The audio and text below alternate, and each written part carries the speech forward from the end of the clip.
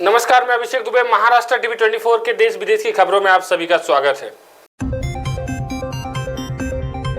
महाराष्ट्र के बदलापुर में नाबालिग लड़कियों के रेप के आरोपी अक्षय शिंदे की पुलिस एनकाउंटर में मौत ने लोगों के बीच सनसनी फैला दी है। पुलिस उसे तलोजा जेल से बदलापुर लेकर जा रही थी जब पुलिस टीम का दावा है कि उसने गन छीनकर फायरिंग शुरू कर दी। इस फायरिंग में पुलिस इंस्पेक्टर संजय शिंदे और सहायक पुलिस इंस्पेक्टर नीलेश मेरे घायल हो गए। गौरतलब है कि पुलिस इंस्पेक्टर संजय शिंदे ने आरोपी को काबू करने की कोशिश में अपनी जान जोखिम में डालते हुए गोली चलाई, जिससे अक्षय शिंदे की मौत हो गई। संजय शिंदे का इतिहास भी बेहद दिलचस्प है। उन्होंने थाने अपराध शाखा की एंटी एक्सपर्ट सेल में आईपीएस प्रदीप शर्मा के साथ काम किया है। जम्मू कश्मीर विधानसभा के लिए दूसरे चरण के लिए 26 सीटों पर होने वाले मतदान के लिए सोमवार को चुनाव प्रचार समाप्त हो गया। इस प्रचार में राजौरी, पुंछ, रियासी, गांदरबल, श्रीनगर और बड़गाम जिले के विधानसभा क्षेत्रों में होने वाले मतदान के लिए 239 उम्मीदवार अपना भाग्य आजमा रहे हैं। गांदरबल में सबसे अधिक 15 और बुधबल आरक्षित सीट के लिए सबसे कम 4 उम्मीदवार मैदान में हैं। कुल 25.78 लाख मतदान इन उम्मीदवारों के भाग्य का फैसला करेंगे। मतदान बुधवार की सुबह 7 बजे से लेकर शाम को 6 बजे तक होगा। तिरुपति के श्री वेंकटेश्वर स्वामी मंदिर में बांटे गए लड्डुओं को लेकर विवाद थमने का नाम नहीं ले रहा है। इस मामले पर सियासी घमासान हो रही है।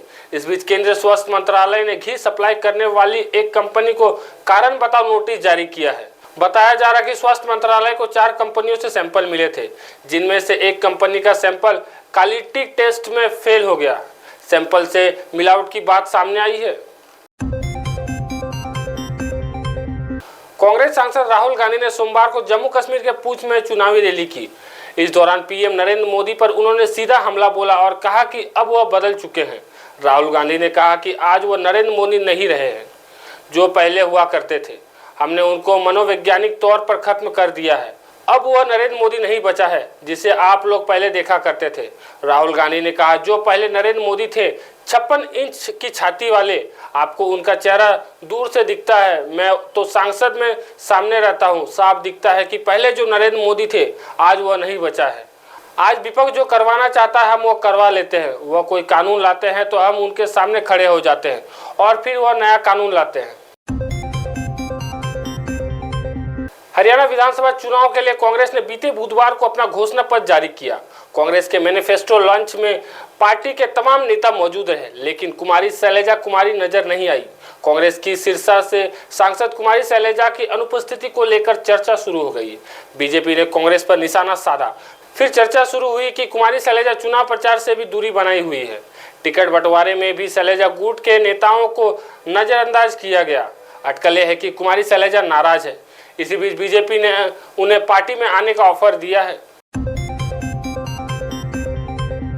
प्रधानमंत्री नरेंद्र मोदी ने अपनी 3 दिवसीय अमेरिका दौरा के अंतिम दिन सोमवार स्थानीय समय को न्यूयॉर्क में यूक्रेन के राष्ट्रपति व्लादिमीर जेलेंस्की से मुलाकात की। पीएम मोदी और जेलेंस्की के बीच 3 महीने में यह तीसरी मुलाकात है। 1 महीने पहले ही पीएम मोदी ने यूक्रेन का दौरा किया था और जेलेंस्की से मुलाकात की थी। विदेश मंत्रालय ने कहा कि यह बैठक यूक्रेन पक्ष के अनुरोध पर आयोजित की गई थी। दोनों शीर्ष नेताओं के बीच लंबी बात हुई। पीएम मोदी ने जेलेंस्की से मुलाकात की तस्वीर सोशल मीडिया पर जारी भी की है। गाजा में जारी युद्ध के बीच इजराइल ने पड़ोसी देश लेबनान में हिजबुल्लाह आतंकियों के 300 ठिकानों पर एक साथ स्ट्राइक की है, जिसमें अब तक 274 लोगों की मौत हो चुकी है, जबकि 1000 से ज्यादा लोग घायल हुए हैं। इजरायली सेना ने कहा है कि उसने हिजबुल्लाह आतंकवादी समूह के खिलाफ दबाव बढ़ाते हुए लेबनान में 300 ठिकाने पर हमले किए हैं।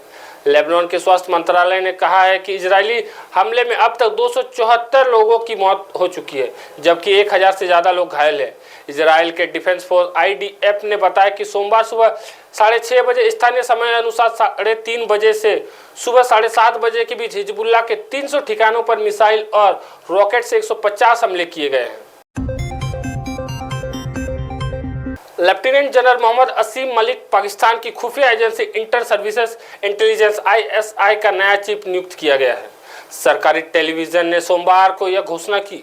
लेफ्टिनेंट जनरल मलिक फिलहाल रावलपिंडी स्थित सैन्य मुख्यालय में सहायक जनरल के रूप में कार्यरत है। वह 30 सितंबर को अपना नया कार्यभार संभालेंगे और मौजूदा DG lieutenant colonel Nadeem Anjum की जगह लेंगे। ISI प्रमुख की नियुक्ति प्रधानमंत्री की ओर से की जाती है। हालांकि परंपरा तो यह है कि वह सेना प्रमुख के परामर्श से इस व्यक्ति का प्रयोग करते हैं। पड़ोसी देश मालदीव ने चीन के साथ एक लोकल करेंसी सेटलमेंट के नए समझौते पर हस्ताक्षर किए हैं। इससे चीन को मालदीव में निवेश करने में आसानी होगी। मालदीव के विदेश मंत्रालय के एक रिपोर्ट का हवाला देते हुए बनी एक रिपोर्ट के अनुसार लोकल करेंसी सेटलमेंट करने के लिए हुए इस समझौते से चीन से व्यापार करने वाले मालदीवी व्यापारियों को आर्थिक लाभ होगा और इससे मालदीव में होने वाले चीनी निवेश में भी वृद्धि होगी। हमास के इजराइल पर हमला करके करीब 1200 लोगों की हत्या करने की घटना को करीब 1 साल हो गया है। उस घटना ने इजराइल की मजबूत सुरक्षा व्यवस्था की पोल खोल कर रख दी थी। हमास के आतंकवादियों ने इजराइल में घुसकर निर्दोष लोगों की हत्या, बलात्कार के साथ लूटपाट, आगजनी भी की। पूरे क्षेत्र को तहस नहस करने के बाद वह मध्यकालीन युद्ध की तरह 251 इजरायलियों को अपने साथ बंदी बनाकर ले गए। आज 1 साल बाद और इजराइल के द्वारा इतना संघर्ष और बच्चों की मौत के बाद भी 101 बंधक आज भी हमास के पास है। इनमें भी केवल 66 के जिंदा होने की संभावना है। इजराइल आज भी हमास, हिजबुल्लाह, हुती, वेस्ट बैंक, इराक, सीरिया और ईरान से लड़ रहा है।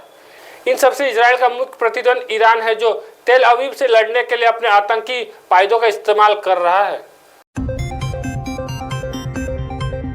फिलहाल देश विदेश की खबरों में इतना ही। वक्त तो चला एक छोटे से ब्रेक का। ब्रेक के बाद फिर मिलेंगे, तब तक देखते रहिए महाराष्ट्र टीवी 24। नमस्कार।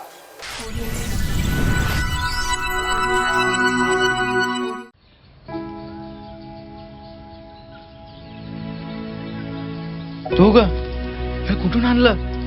आणला साडी पण वाह, छान दिसते की.